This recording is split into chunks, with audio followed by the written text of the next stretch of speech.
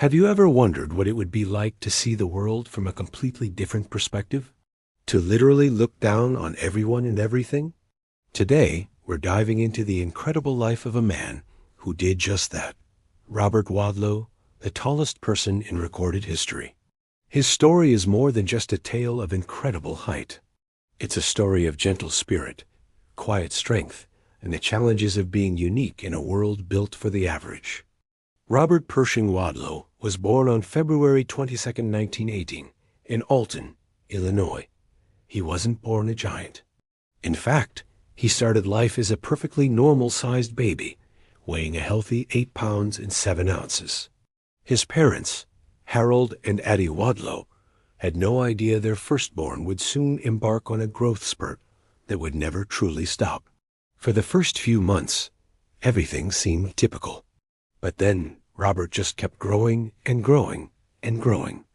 By his first birthday, he was already over 3 feet tall and weighed 45 pounds, a size more typical for a 3-year-old. By kindergarten, at age 5, he stood at 5 feet 4 inches and was already wearing clothes made for teenagers. The doctors were baffled. It was only later that they diagnosed his condition, hyperplasia of his pituitary gland.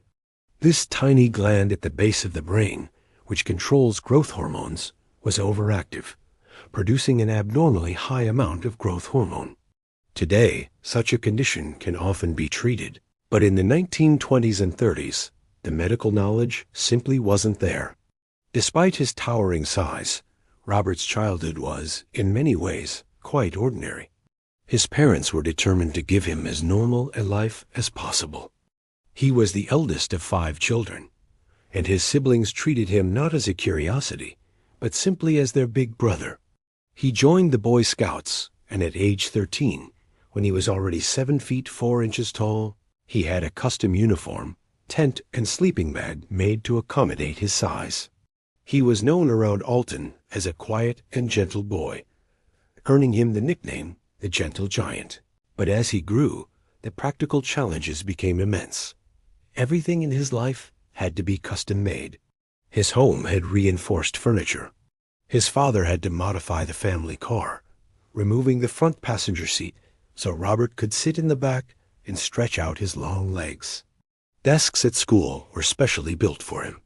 Even simple things we take for granted, like walking through a doorway or sitting in a chair, became daily obstacles. When he graduated from high school in 1936, Robert was 8 feet 4 inches tall. He enrolled in Shirtlift College with a dream of becoming a lawyer. But his unique stature made navigating the campus incredibly difficult. The physical strain of walking from building to building, combined with the constant attention, was exhausting. It was around this time that a life-changing opportunity arose. In 1936, the Ringling Brothers Circus approached him. They wanted to feature him in their show, billing him as a real-life giant. Robert and his father were hesitant. They didn't want him to be displayed as a freak, but they reached a compromise. Robert would appear only in the center ring, dressed in his everyday clothes, a suit and tie, never in a garish costume. He wouldn't perform tricks. He would simply be himself. This was a turning point. He agreed to tour, but not with the circus. Instead, he became a goodwill ambassador for the International Shoe Company. In exchange for his promotional appearances, the company provided him with his size 3/7 shoes for free, a significant expense, as each pair cost a small fortune to make. For the next few years, Robert and his father traveled across the United States. They visited over 800 towns in 41 states. Robert, with his calm demeanor and friendly nature, won the hearts of people everywhere he went. He never showed any resentment for the constant stares and questions. He saw the tours as a job, a way to earn a living and see the country. His father was always by his side, protecting him, managing the crowds, and ensuring his son was treated with respect. But the constant growth was taking a severe toll on his body. His skeleton couldn't keep up. He required leg braces to walk and had little sensation in his feet and lower legs. This lack of feeling would ultimately lead to tragedy. His immense height put incredible strain on his circulatory system, and his body struggled to heal from even minor injuries. In late June of 1940, Robert was making an appearance at the National Forest Festival in Manistee, Michigan. He was 22 years old and had reached his final staggering height of 8 feet 11.1 inches. He was still growing. During the festival, a faulty leg brace rubbed against his ankle, creating a blister. Because he had no feeling in his feet, Robert didn't realize anything was wrong until it was too late. The blister became severely infected.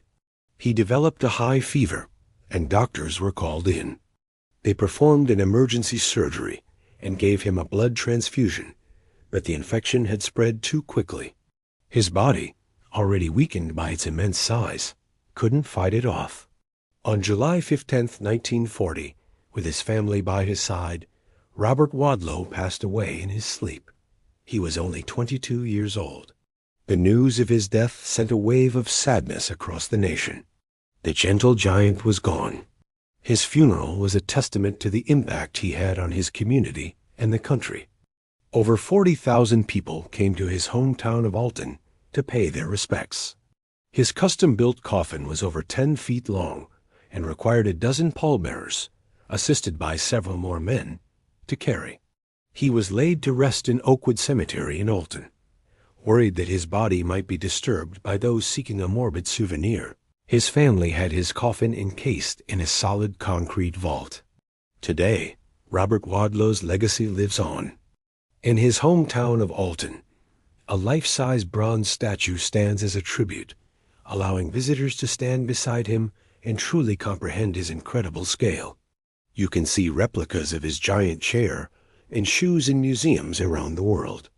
He never complained about his condition or the immense physical pain he must have endured daily. He simply lived his life with a quiet grace that was perhaps even larger than his physical stature. Robert Wadlow's story is a powerful reminder that our physical form doesn't define us. It's our spirit, our kindness, and the way we handle the cards we're dealt that truly matter. He was more than just the world's tallest man. He was Robert Wadlow, the gentle giant of Alton, a young man who left a massive impression on the world in his very short life. If you found this story as fascinating as I did, please give this video a thumbs up and consider subscribing for more deep dives into history as most incredible figures.